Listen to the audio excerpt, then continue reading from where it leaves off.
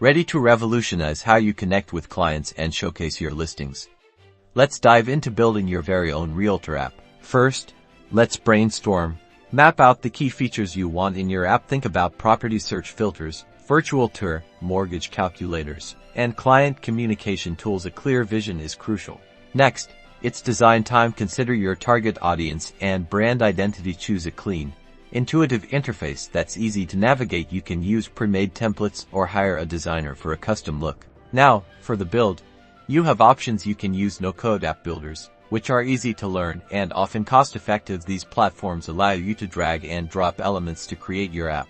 Alternatively, you can hire a developer for a fully custom app. This offers maximum flexibility, but will be more expensive and time-consuming. Don't forget the power of engagement. Incorporate push notifications to keep clients updated on new listings, open houses, and appointment reminders. This keeps your app top of mind. Finally, test.